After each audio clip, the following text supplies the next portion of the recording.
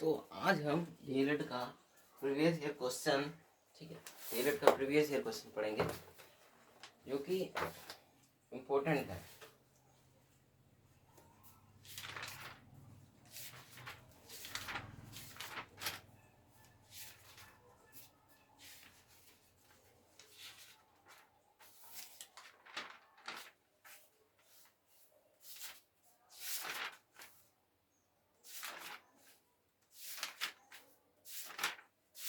ठीक है, तो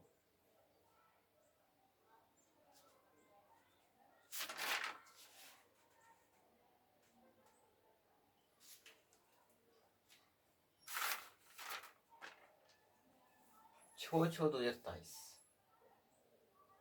है ना। छो 2023 का जो प्रीवियस ईयर क्वेश्चन है 120 क्वेश्चन उसको देखने वाले हैं। ठीक है, देखिए पहला कह रहा है क्वेश्चन की there is a bridge dash the river, there is a bridge dash the river. इस तरह से अगर कोई पूछ देगा ऑप्शन में, देखिए अगर आपको कोई पूछ देगा, याद रखिएगा कि डीएलएड का छो है ना, छो 23 का क्वेश्चन है। देखिए क्वेश्चन नंबर 1 में देखते हैं, आंसर दिखेंगे अभी ठीक सिर्फ। ठीक है, there is a bridge dash the river. Bridge वगैरह अगर रिवर को पार करना है तो यहाँ पे हम क्या लगाएंगे, एक क्रॉस लगाएंगे। क्या लगाएंगे, एक cross the river. Okay, question number 2 में चलते हैं। क्वेश्चन नंबर 2 कहता है कि we get tired when we dash get enough sleep, है ना। देखिए अगर गेट लगा हुआ है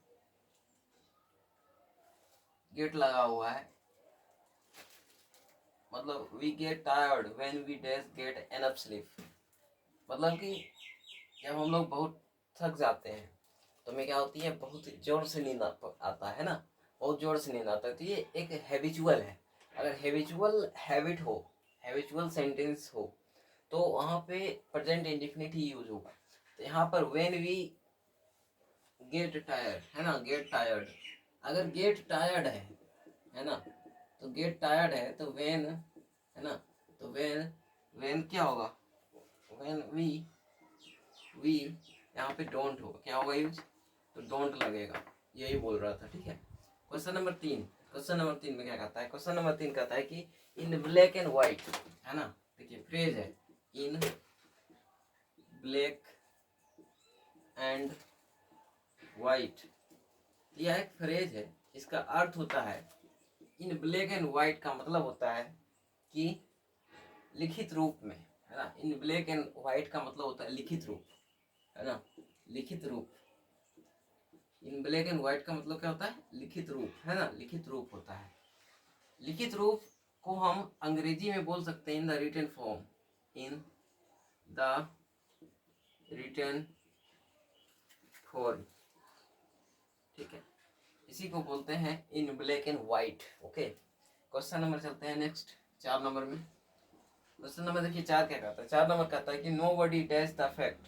देखिए नो बडी है ना, नो बडी समबडी, है ना, समबडी, नो वन समवन, है ना, समवन, नन, ये सब जो हो, एवरीवन, है ना, एवरीवन, एवरीबॉडी, है ना, ये सब जो होता है वो हमेशा क्या होता है, सिंगुलर होता है। क्या होता है, सिंगुलर, हमेशा सिंगुलर फॉर्म में यूज होता है। ये सब जो होता है हमेशा क्या होता है, सिंगुलर फॉर्म में यूज होता है। क्वेश्चन नंबर 5, कहता है कि कौन सा पंचुएशन सही है। देखिए he cried help help help. देखिए इस तरह से ले दिया, ही क्राइड और हेल्प हेल्प लिखा हुआ है ना। तो इस सेंटेंस को कौन सा पंचुएशन मार्क से इसको सही कर सकते हैं। देखिए इसको सेमी कॉलम यूज कीजिए, यहाँ पे एक्सक्लेमेशन लगाइए, मतलब कि ही क्राइड, यहाँ से सेंटेंस क्या हो गया, अलग हो गया। हेल्प हेल्प 2 बार चिल्लाया, हेल्प हेल्प, है ना, तो यहाँ पे एक्सक्लेमेटर लगाता है। क्वेश्चन नंबर 6 कहता है कि somebody has stolen his purse। तो somebody has stolen his purse तो हो जाएगा his purse has been stolen by somebody, हाँ somebody, इस तरह से होगा, है ना, इसी तरह से होगा। क्वेश्चन नंबर 7 कहता है कि the ability to laugh is peculiar to mankind, है ना। तो इसमें कह रहा है कि नॉन फाइनाइट चुनिए। तो यहाँ पे देखिए लाफ, देखिए द एबिलिटी, है ना, द एबिलिटी टू लाफ, है ना, लाफ इज पेक्यूलियर, है ना, पेक्यूलियर टू मैन काइंड, है ना, टू मैन काइंड।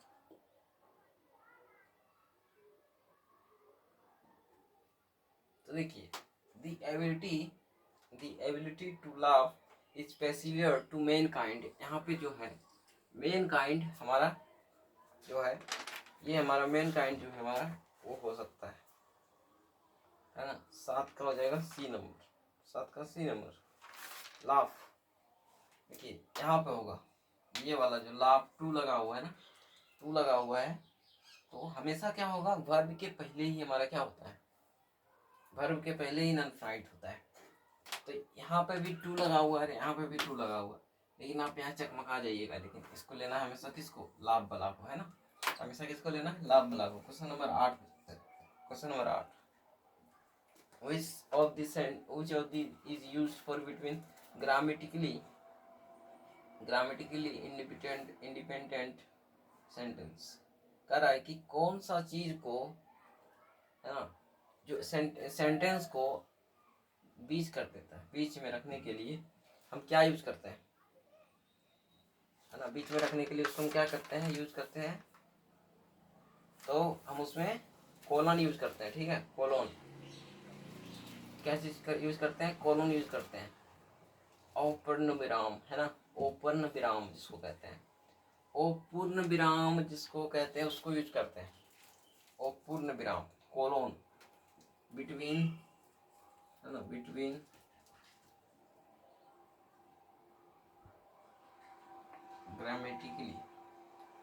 ग्रामेटिकली में कोलन यूज करते हैं, ठीक है, कोलन यूज करना हमारा काम है और आगे बढ़ना हमारा काम है।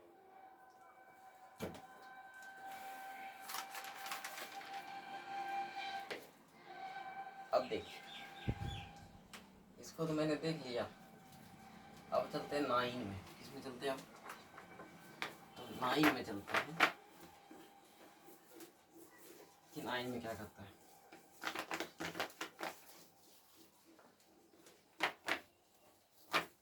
9 में 9 नंबर में करता है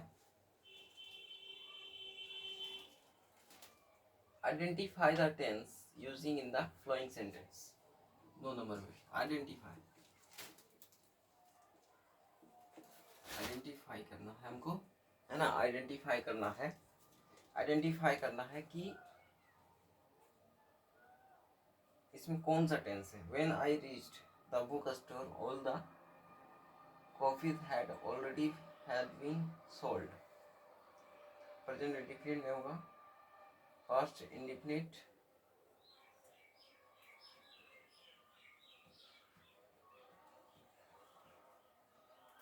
ना। तो 9 नंबर में जो है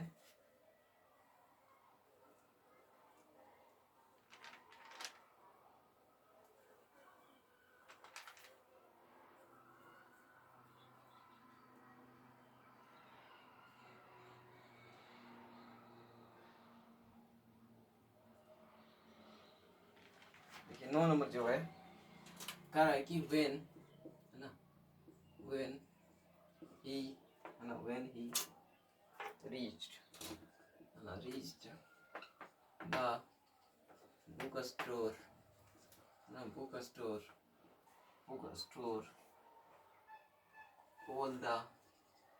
all the copies, है ना, copies and books had already, है ना, had already बीन सोल्ड, है ना, बीन सोल्ड, इस तरह से। When he reached the book store, all the copies and books had already been sold। तो ये वाला देखिए, यहाँ पर देखिएगा, यहाँ पे हमारा पास्ट इंडेफिनिट क्या है, तो पास्ट इंडेफिनिट, और यहाँ पर देखिएगा ये हो जाएगा पास्ट परफेक्ट। क्या है, पास्ट परफेक्ट।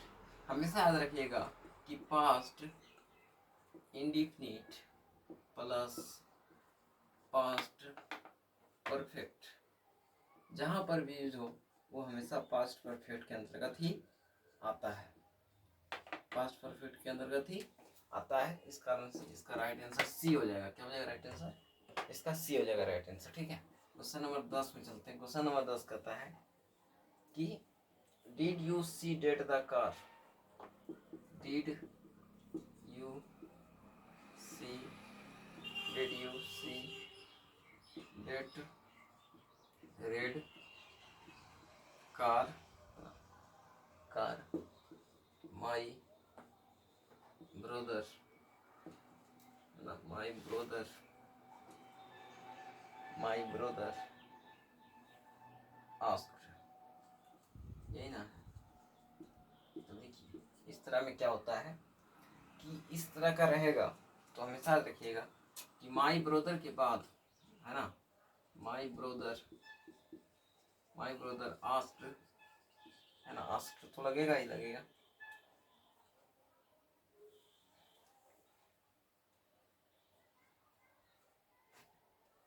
और यहाँ पे देखिए तो माई है यानी आई है,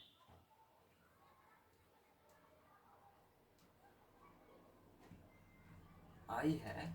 जब यहाँ पर आई यूज किया गया है तो सब्जेक्ट के हिसाब से हो जाएगा, सब्जेक्ट के हिसाब से होगा तो मी हो जाएगा, है ना। My brother asked me that, है ना, that did you,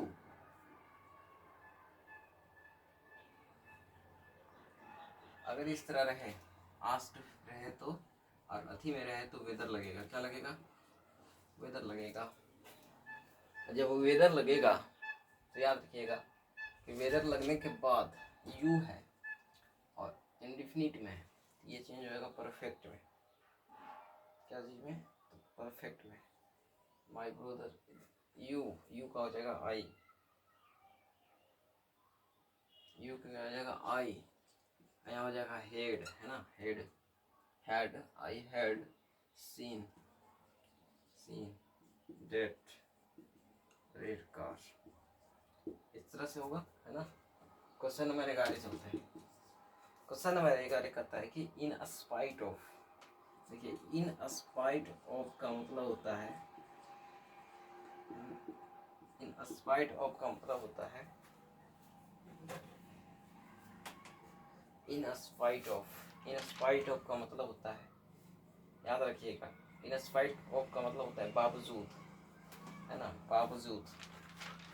in spite of का मतलब क्या होता है, बावजूद, बावजूद, जिसको अंग्रेजी में कहते हैं इवेन दो, है ना, इवेन दो, है ना, इवेन दो, इवेन दो का मतलब होता है बावजूद। ठीक है, इवेन दो का मतलब क्या होता है, बावजूद होता है। ओके, इसमें कोई दिक्कत नहीं होना चाहिए। 12 नंबर में चलते हैं। 12 नंबर क्या करता है, 12 नंबर कहता है कि Varun said I will be joining you all at the airport. लिखेंगे वरुण सेड डेट, आई का हो जाएगा ही, क्या हो जाएगा ही, और विल का हो जाएगा वुड, क्या हो जाएगा वुड बी, है ना। तो इसमें डी नंबर राइट हो जाएगा। ठीक है, इसमें क्या हो जाएगा, डी नंबर राइट आंसर हो जाएगा। 13 नंबर में चलते हैं। 13 नंबर क्या कहता है, 13 नंबर देखिए क्या कहता है, कहता है कि एवरी वन, वेयर नहीं होगा, हैव नहीं होगा, हैव बीन नहीं होगा, एवरी वन वगैरह रहे, है ना, एवरी वन वगैरह रहे, हमेशा क्या लगेगा, वाज लगेगा। क्या लगेगा, वाज लगेगा, क्योंकि हमेशा सिंगुलर होता है ना, हमेशा क्या होता है, सिंगुलर। 13 नंबर में चलते हैं। 13 नंबर में देखिए क्या कहता है, 13 नंबर तो हो गया। 14 नंबर में चलते हैं। 14 नंबर में कहता है कि एट ए स्टेज, है ना, स्क्रेच, एट ए स्ट्रेच, स्ट्रेच है ना, स्ट्रेच, एट ए स्ट्रेच, स्ट्रेच, स्ट्रेच, एट ए स्ट्रेच, एट ए स्ट्रेच का मतलब होता है लगातार बिना रुके। एट ए स्ट्रेच है ना, एट ए स्ट्रेच, एट ए स्ट्रेच, ध्यान दीजिए, एट ए स्ट्रेच, एट ए स्ट्रेच का मतलब होता है बिना रुके, कोई काम करना बिना रुके, बिना रुके काम करना लगातार। एट ए स्ट्रेच का मतलब क्या होता है, लगातार, लगातार बिना रुके, बिना रुके। और इसको इंग्लिश में अगर इसको एक्सप्लेन करना हो ऑप्शन के हिसाब से तो हम कह सकते हैं at one time without stopping, है ना, at one time without stopping, okay, without क्या हो जाएगा, स्टॉपिंग, इस तरह से बोल सकते हैं। क्वेश्चन नंबर 15 में चलते हैं। क्वेश्चन नंबर 15 कहता है कि most boys like playing games, most boys like playing games, most boys like playing games. इसमें हमारा नॉन फाइनाइट जो होता है प्लेइंग होगा, है ना, प्लेइंग ही होगा, प्लेइंग ही होगा। क्वेश्चन नंबर 16 चलते हैं। क्वेश्चन नंबर 16 क्या कहते हैं, क्वेश्चन नंबर 16 कहता है कि most animals sleep like people do, they lie down dash, birds and horses sleep while standing up, है ना।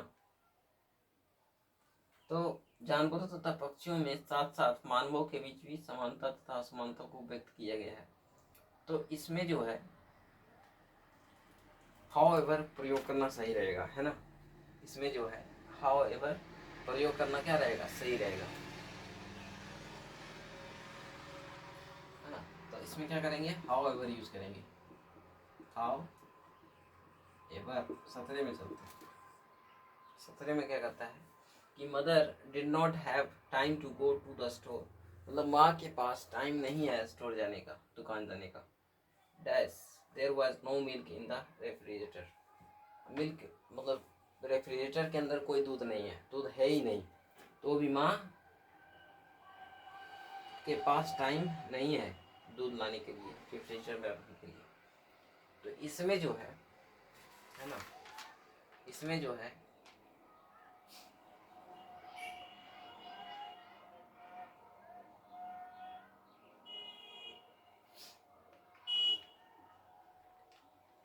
कॉन्सिक्वेंटली लगेगा, क्या लगेगा, कॉन्सिक्वेंटली लगेगा। रीजन इसका देखिए, सुनिए ध्यान से, कॉन्सिक्वेंटली, कॉन्सिक्वेंटली का मतलब पहले सुनिए, कॉन्सिक्वेंटली का मतलब होता है परिणाम, परिणामता, परिणामता, परिणामता का मतलब होता है कि उसका रिजल्ट दिखना, रिजल्ट दिखना, कोई काम हो गया उसका अर्थ मिला, है ना। जैसे हम अभी इसको रिवीजन कर रहे हैं, पढ़ा रहे हैं, तो इससे क्या होगा कि हमें पूरा ध्यान रहेगा। कोई भी क्वेश्चन हमें मिलेंगे पट से नहीं उसको बना देंगे, है ना, पट से नहीं बना देंगे उसको। तो कॉन्सिक्वेंटली अगर कहीं मिल जाएगा हमको तो हम ध्यान दे देंगे कि उसका मतलब होता है कि फलस्वरूप या परिणामता, है ना। तो इसमें जो है मम्मी जो है, मम्मी के पास टाइम नहीं था, जिसके परिणाम स्वरूप क्या हुआ कि फ्रिज के अंदर दूध नहीं है, है ना, फ्रिज के अंदर क्या है, दूध नहीं है, तो मम्मी नहीं गई, यानी फलस्वरूप जिसको कह सकते हैं, फलस्वरूप। कंसिक्वेंटली का मतलब होता है फलस्वरूप, ओके, ये यूज करेंगे। 18 में चलते हैं। 18 में देखिए क्या कहता है, 18 में कहता है कि the students were playing dash the garden. देखिए जो स्टूडेंट लोग हैं गार्डन के अंदर खेल रहे हैं, अंदर खेल रहे हैं गार्डन के अंदर, तो यहाँ पे यह इन लगेगा 100%। 19 में चलते हैं, है ना, 19 में चलते हैं। 19 में कहता है कि she dash pleased if you came. देखिए अगर कैम यूज किया गया है तो हमेशा उड भी लगेगा, है ना, उड भी लगेगा। नाइस, है ना। देखिए she dash pleased if you came, if you came, है ना, कैम, कैम यूज किया गया है, कैम लगाया गया है, हमेशा इधर क्या होगा, वुड भी होगा। चलते हैं 20 में, लास्ट क्वेश्चन इसका इंग्लिश का। कह रहा है कि कौन सा सेंटेंस जो है हमेशा जनरल ट्रूथ एंड फैक्ट्स के लिए यूज किए जाते हैं। तो उसके लिए हम प्रेजेंट डेफिनेटली यूज करते हैं, है ना। ट्रूथ वगैरह के लिए, है ना, ट्रूथ वगैरह के लिए हम लोग क्या करते हैं, प्रेजेंट इंडेफिनिट यूज करते हैं ना, प्रेजेंट इंडेफिनिट यूज करते हैं। बिल्कुल सही। फिर इसका क्या हो जाएगा, प्रेजेंट इंडेफिनिट, बिल्कुल सही। ठीक है, 20 नंबर क्या हो जाएगा, बिल्कुल सही हो जाएगा। अब चलिए विज्ञान में चलते हैं एक बार, थोड़ा सा इसको मिटा लेते हैं पहले, उसके बाद विज्ञान को रगड़ेंगे, उसके बाद एसएसटी को रगड़ेंगे, है ना, फिर हिंदी को रगड़ेंगे, है ना, हिंदी को रगड़ेंगे, उसके बाद हम इंग्लिश को तरह रगड़ेंगे, है ना। बचेगा मैथ को रगड़ेंगे। मैथ को तो तुम बढ़िया बताना, इसको टाइम एकदम लेना है, एक क्वेश्चन में 1 मिनट, ज़्यादा नहीं, क्योंकि ऑब्जेक्टिव आता है ना। सारा का सारा तो ऑब्जेक्टिव पूछेगा, जब ऑब्जेक्टिव पूछेगा तो ऑब्जेक्टिव की तरह से तैयारी करेंगे। आपको सब्जेक्टिव जानने की क्या जरूरत है, लंबा चौड़ा। चलिए कोई दिक्कत नहीं, पढ़ते हैं। देखिए विज्ञान में 46 नंबर, ठीक है।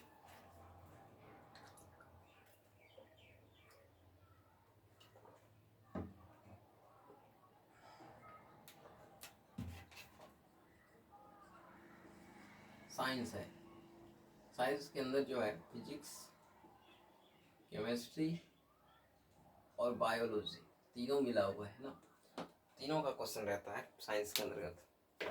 जैसे देखिए पहला क्वेश्चन कर रहा है कि निम्नलिखित में से मिट्टी के कटाव का प्रमुख कारण। देखिए मिट्टी के जो कटाव है, मिट्टी का कटाव जो है, मिट्टी के कटाव का जो मुख्य कारण जो है, सुनिए ध्यान से, मिट्टी के कटाव का जो मुख्य कारण है उसको ध्यान से सुनिएगा हमसे।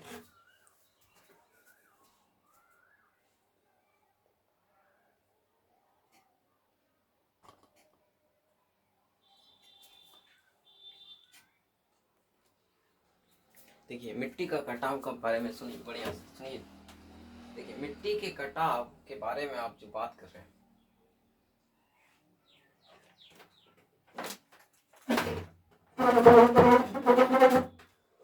है ना, मिट्टी के कटाव के जो बारे में बात कर रहे हैं उसके बारे में ही बात करते हैं। देखिए मिट्टी के कटाव का जो मुख्य कारण अगर दे दिया जाए तो वर्षा है ना, वर्षा है। मिट्टी के कटाव का जो मुख्य कारण है हमारे हिसाब से वर्षा है, क्योंकि जब वर्षा होती है तो उसमें फोर्स होता है, मिट्टी में बहाव होता है, जिसके कारण से जो हमारा निचला स्थान होता है उसमें जितना भी मिट्टी होती है सबको लेते हुए बहा देता है। बहा देता है कि नहीं, देखे होंगे कि कितना बार होता है कि मिट्टी आप रखिए, गिराइए, मिट्टी गिरा लीजिए, आप घर में गिरा लें, ठीक है, कुछ देर के बाद देखिएगा मिट्टी अगर वर्षा हो गई, भी तेजी से वर्षा हो गई, वो मिट्टी जो होता है ना कहीं और चला जाता है। कुछ तो नहीं, कुछ होता है, पूरा तो नहीं चला जाएगा। कस के आया बाढ़ तो पूरे चल जाएगा, है ना, नदी में बह जाएगा, वही बात है। तो 46 में जो कहा है कि मिट्टी के कटाव का प्रमुख कारण कौन सा है, मिट्टी के कटाव का प्रमुख कारण है हमारा जल। कौन सा कारण दीजिएगा, जल, जिसको बोलते हैं वाटर। क्वेश्चन नंबर 47 में चलते हैं, किस में चलते हैं, 47 में देखिएगा। 47 में कहता है कि संयुक्त राष्ट्र पर्यावरण कार्यक्रम UNEP, ध्यान दीजिएगा, UNEP का मतलब होता है यूनाइटेड नेशन, है ना, नेशन इन्वायरमेंट प्रोग्राम, है ना, इन्वायरमेंट, है ना, प्रोग्राम। ये जो है, ये जो UNEP है ना, यूनाइटेड नेशन इन्वायरमेंट प्रोग्राम जो है, वो हमें जेनेवा जेनेवा में मिलता है, जो कि नैरोबी में पड़ता है। कहाँ पड़ता है? नैरोबी में पड़ता है। वहीं पे इसका क्या है? हेड ऑफिस है, हेड क्वार्टर। इसका हेड क्वार्टर कहाँ है? जिनेवा नैरोबी इसको कहते हैं। 48 में चलता है ना। नैरोबी केन्या, नैरोबी जेनेवा नहीं, केन्या। ओके, नैरोबी केन्या में पड़ता है। ओके, केन्या में पड़ता है। 48 में चलता है। 48 में कहता है कि बाय, है ना,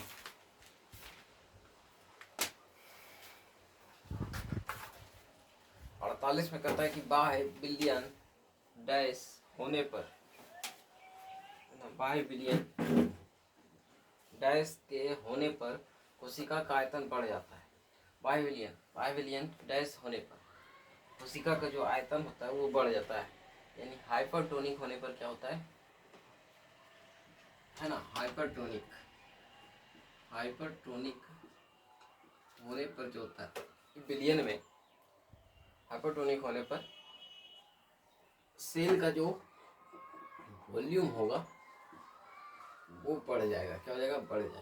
क्वेश्चन नंबर 49 कहता है कि MTP, है ना, MTP के बारे में जानिए। MTP, देखिए MTP जो है इसको कहते हैं मेडिकल, है ना, मेडिकल टर्म, है ना, termination, medical termination of pregnancy, pregnancy,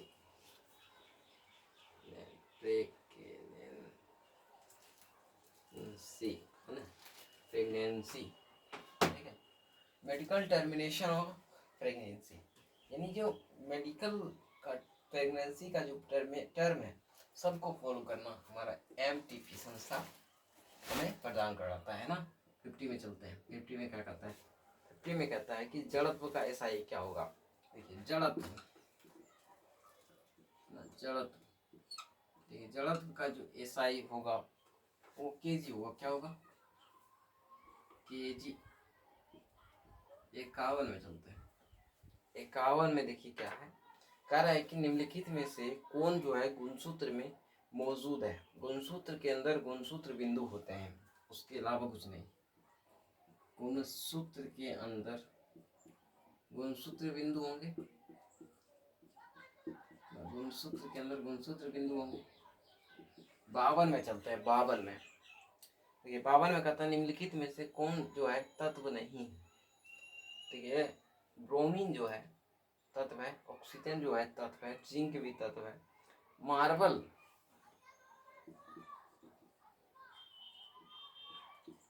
तत्व नहीं है, या तो मिश्रण है, यौगिक भी कह सकते हैं इसको। निम्नलिखित में से कौन जो है कवक के उदाहरण है। देखिए कवक का उदाहरण जो है ईस्ट, टोडफूल, बुकनिया, ये सभी के सभी क्या है? ईस्ट कवक के उदाहरण होंगे। 54 नंबर, मेंडलीव के आवर्त सारणी में बाद में खोजे जाने वाले तत्वों के अंतराल छोड़े गए थे। निम्नलिखित में से किस तत्व को बाद में आवर्त सारणी में स्थान मिला? तो वह तत्व था जर्मेनियम, है ना, जर्मेनियम, जर्मेनियम, जर्मेनियम जो है तत्व, इसको बाद में खोजा गया, इसको बाद में दर्जा दिया गया था। कह रहा है 55 में अम्ल और क्षार के साथ प्रतिक्रिया कर क्या देता है। देखिए कितना अच्छा क्वेश्चन है। अम्ल और क्षार को मिलाइएगा, बताइए जी क्या मिलेगा आपको? उदासीन हो जाएगा ना। जब उदासीन जब होगा तो लवण बनेगा ना, उदासीन हो तो लवण बनेगा, उदासीन होने पर क्या बनेगा? लवण बनेगा। 55 नंबर में सबसे 55 नंबर में क्या आता है?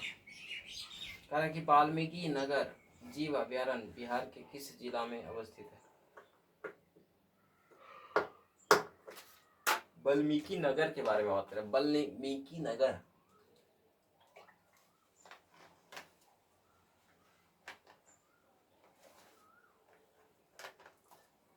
हिसाब से वाल्मीकि नगर जो है वो पश्चिमी चंपारण में है ना। वाल्मीकि नगर जो है, अब बात कर रहे हैं इसका, वाल्मीकि नगर जो है पश्चिमी चंपारण में है। कौन जो है धातु है, देखिए धातु तो हमेशा क्या होगा, बोलिए ऑक्सीजन धातु है, बोलिए सल्फर धातु है, नाइट्रोजन धातु है, नहीं ना। बोलिए सोडियम क्या है, सोडियम एक धातु है। अगर किसी भी वस्तु का विस्थापन समय के वर्ग का समानुपाती है तो वस्तु गति कर रही है तो उसमें त्वरण क्या होगा, त्वरण हमेशा एक समान रहेगा। क्या रहेगा त्वरण,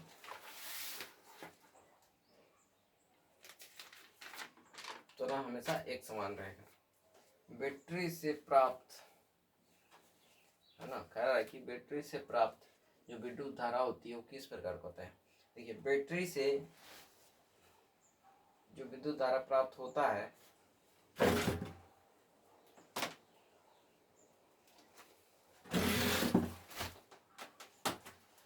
बैटरी से जो विद्युत धारा प्राप्त होता है वो डीसी होता है, ठीक है।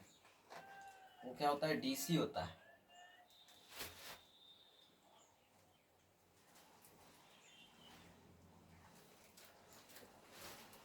गाय का स्वदेशी देसी नस्ल की विशेषता क्या, देखिए स्वदेशी और देसी नस्ल का विशेषता यह है कि दीर्घ अवधि तक दूध देता है। ये तो सही बात है कि अगर स्वदेशी या देसी गाय रहेगा, नस्ल रहेगा तो वो अधिक समय तक क्या देती है, दूध दे देती है। और साथ ही साथ वो अल्प अवधि तक भी दूध दे सकती है ना, ये अल्प अवधि तक भी दूध दे सकती है, ये विशेषता है।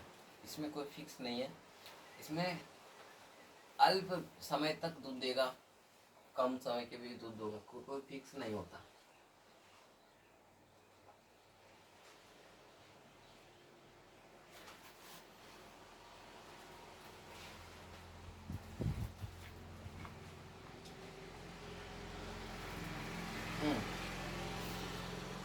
कोई दिक्कत है, कोई दिक्कत नहीं।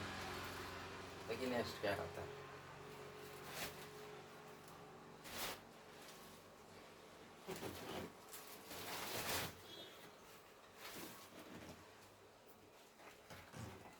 देखिए 4 को द्रव दे दिया है। द्रव ये कुछ भी हो सकता है, उसमें द्रव है ना। उसका अपेक्षित घनत्व दिया हुआ है कि 1.26, 1.0 और 0.8 और 13.5। एक वस्तु को इन सभी द्रव्यों में बारी बारी से डुबाया जाता है, तो इसमें से कौन सा द्रव जो है डूब जाएगा, है ना। डूब जाएगा, डूब जाएगा मतलब है कि जिसका द्रव कम रहेगा, उसमें जिसका द्रव क्या रहेगा, कम रहेगा, वही डूबेगा बारी बारी से, है ना। तो इसमें देखिए सी जो है ना, सी जो है राइट आंसर हो। देखिए नेक्स्ट क्वेश्चन करते हैं कि गैस, द्रव का गैस, द्रव यानी लिक्विड का, है ना, लिक्विड का अगर गैस में चेंज करते हैं, है ना, लिक्विड का अगर हम क्या करते हैं गैस में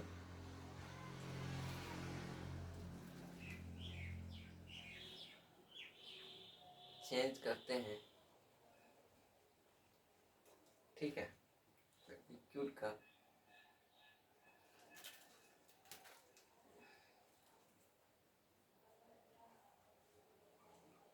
है ना, अगर लिक्विड का अगर गैस में चेंज करते हैं, है ना, लिक्विड में चेंज करते हैं तो वो वाष्पीकरण कहलाएगा।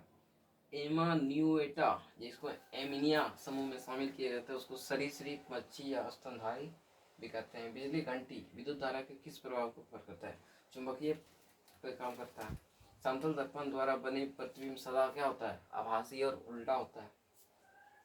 पोखरा नगर जो है किस देश में स्थित है, पोखरा नगर के बारे में बात करें, पोखरा नगर जो है नेपाल के अंतर्गत अवस्थित है। कह रहा है कि किस वर्ष जो है रूसी क्रांति ने आर्थिक लोकतंत्र की नींव की मजबूती जो है प्रदान करती थी, तो 1917 में। टेक्सोल का उपयोग होता है, टेक्सोल का उपयोग होता है कैंसर में। कह रहे कि गिलगिट गोर्ज किस नदी पर स्थित है? गिलगिट गोर्ज जो है, गिलगिट गोर्ज जो है वो सिंधु नदी पर है। अखिल भारतीय किसान सभा का गठन जो है कब और कहाँ प्रारंभ हुआ था? 1936 में लखनऊ में हुआ था। लोकसभा में बहुमत दल का नेता कौन होता है? प्रधानमंत्री होता है। निम्नलिखित में से कौन सी जो फसल जो है पेय फसल के अंतर्गत आएंगे? चाय को पीते हैं तो चाय को पेय फसल के अंतर्गत रखेंगे। चाय को पीते हैं तो चाय को हम क्या रखेंगे? पेय फसल के अंतर्गत रखेंगे। नेक्स्ट क्वेश्चन कहता है कि नेपा नगर जो है किस उद्योग के लिए प्रसिद्ध है? नेपा नगर के बारे में आपको बात करेगा तो नेपा नगर तो अखबारी कागज के लिए फेमस है। बिहार में अति जल दोहन से किस तत्व का संकेंद्रण क्या होता है? बढ़ जाता है। आर्सेनिक का बढ़ जाता है। किस देश में ओलंपिक खेल का विरोध किया जाता है? मैक्सिको में। मैक्सिको में जो है ओलंपिक खेल का क्या किया जा रहा है? विद्रोह किया जा रहा है ना। मीठे पानी का लगभग 70% ग्रीनलैंड और दुनिया के पर्वतीय क्षेत्रों में बर्फ की चादरों और ग्लेशियरों के रूप में होता है अंटार्कटिका। इनमें से कौन सा वृक्ष जो है पर्वतीय वन में पाया जाता है? चेस्टनट। चेस्टनट जो होता है, चेस्टनट जो होता है पर्वतीय वन में पाया जाता है। पटना का पुराना नाम क्या था? अजीमाबाद, सोमपुर, पाटलिपुत्र। सब के सब जो है तीनों जो है वो हमारा पटना का पुराना नाम है। जनजातियों की सर्वाधिक आबादी कहाँ है? जनजातियों में सर्वाधिक जो है आबादी हमारा 1 नंबर में चीन है। अभी 1 नंबर में क्या आता है? चीन हो जाता है ना। गैस ने प्रकाशित ब्लूप्रिंट कमीशन रिपोर्ट में सतत विकास के बारे में विचार साझा किए हैं और इसे कैसे प्राप्त किया जा सकता है? 1987 में, है ना, 1987 में। द्वितीय विश्व युद्ध का कब हुआ था? द्वितीय विश्व युद्ध का अंत जो है 1945 में हुआ था। द्वितीय विश्व युद्ध का अंत जो हुआ था 1945 में हुआ था। 1945 में हुआ था। ठीक है। यूरोप वासियों ने दिशा सूचक यंत्र का ज्ञान किनसे सीखा? अरबों से सीखा। चुनावी स्पर्धा से लाभ होता है जनमत निर्माण में। मानवाधिकार को संयुक्त राष्ट्र के द्वारा मान्यता कब प्रदान मिला? 10 दिसंबर 1948 को। अपने अस्तित्व के दौरान 17 राष्ट्रों ने 17 राष्ट्रीय संघ में सदस्य आपस ले ली। इनमें से कौन सा राष्ट्र संघ से अलग नहीं हुआ? तो वो है भारत। ठीक है, वो है भारत।